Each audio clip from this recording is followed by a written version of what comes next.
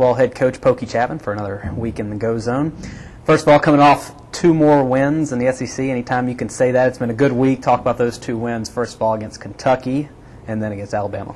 Yeah, it really sounds good hearing you say that 2 wins.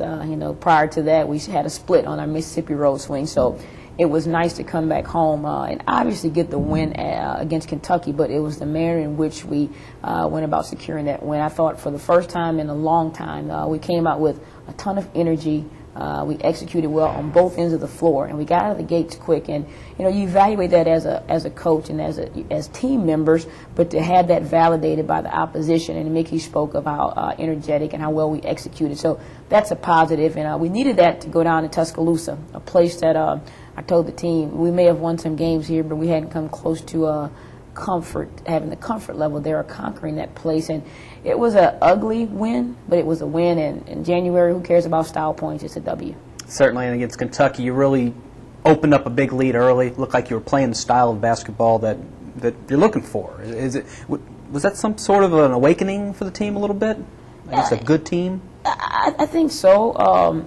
Kentucky, Mickey's done a great job at Kentucky, and they were also coming off of a loss at the hands of that very same Ole Miss team. So they're going to come with a renewed focus, energy, so you have to be prepared for that. So to have our team respond to their renewed intensity, I think what helps it, though, we're at home, and we've done well at home. I don't know what the streak is. I think they told me maybe 40. I don't know, but I know it's good. And you like that. But what was really good about that particular game was we forced Kentucky to change defenses. And the second they changed defenses, we didn't lumber offensively. We picked up on the change to the zone, and we were able to execute. So overall, great performance. Certainly in this league, you can't rest on your laurels. You again return home against an Arkansas team. I believe it's 18-3, 9-1 on the road, best road record in the conference. What challenges is Arkansas going to prevent, and how do you plan on tackling those challenges? Well, you look at the record, you look at the wins, you can even look at the losses, but it's a tremendous Arkansas team. And aside from personnel, I'll start with their style of play. They're a team that I think 3 or 4 times this year they put up 90-plus points. They get out and transition. That has been an emphasis all week with us. And most times you think of teams that only run on missed shots. They run on a make as if it were a miss, and something that we have to be cognizant of. But the thing that makes them difficult to defend is they have shooters, they have drivers, they have post players that are agile and mobile. They rebound well, force 23 turnovers a game. And I guess the point I'm making is that they're all-around good team that will test every facet of our basketball team. Obviously, you've gotten the showing from Sylvia Fowles in the last few games. You look at her; she's leading your team in points, she's leading your team in rebounds, as expected, probably. What other players are stepping up into the level of play that you're looking for as we head, into February and then obviously into March? You mentioned Sylvia. You like the post to be secured and stable and consistent. I think the last 2, maybe 3 games, 2.5 games, Erica White has really shown a maturity about her, and sometimes those things don't show up on the stat sheet per se to be written about, but it's always talked about as a coaching staff. Her poise at the point has been something that we've constantly talked about, and she's controlling the game.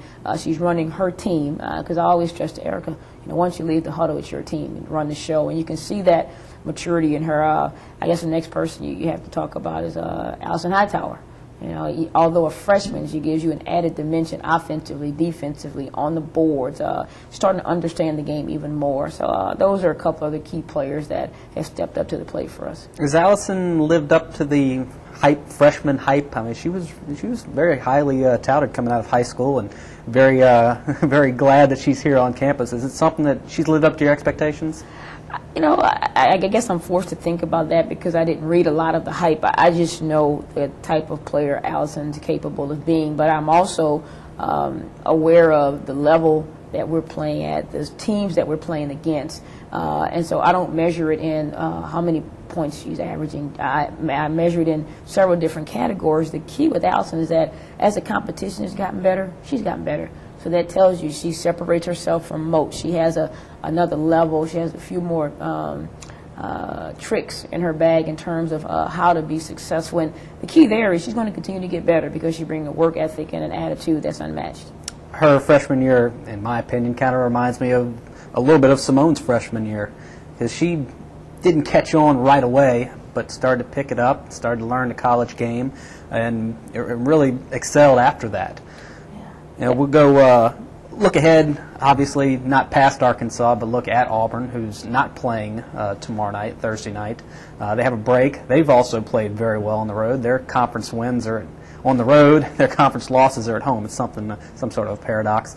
What does Auburn bring to this end of the PMAC that you maybe haven't seen yet this year? Well, I think we've done a decent job scheduling where styles of play won't surprise us in terms of what they bring in terms of sets. I think the difference is the players that are involved in the individual scouts on those players. But you mentioned Auburn and the success they've had on the road, which is something. If you can do that, you have a little confidence going into places because your kids are road tested. And the key for Auburn, I think, has been Keyshawn DeCarrier, who is out with a stress fracture. But sometimes that allows other players to step up, and you find a new identity. The bottom line is they're a team that's been successful. They have a great coach. They're going to be hungry. It's the SEC, and we have to be ready to play. And finally, Coach, about the SEC, if you look at the standings, obviously you see Ole Miss atop the standings. It's something that we haven't seen in a while. Then some of the usual suspects, Tennessee, LSU, Arkansas, Vanderbilt. What about the conference is as you expected coming into this year, and what has surprised you? Yeah, in terms of the SEC, nothing surprises me. You have to be aware of the fact that you have to sometimes expect the unexpected. And I say that, but I really mean it as a compliment to the coaches.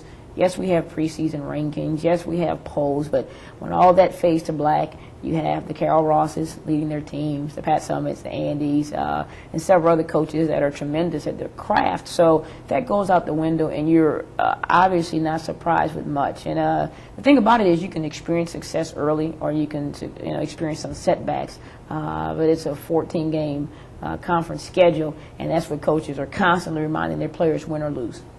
Certainly. And as we get into February, we're looking for 2 more big home wins this weekend. Good luck, Coach, and thanks for your time. Thanks.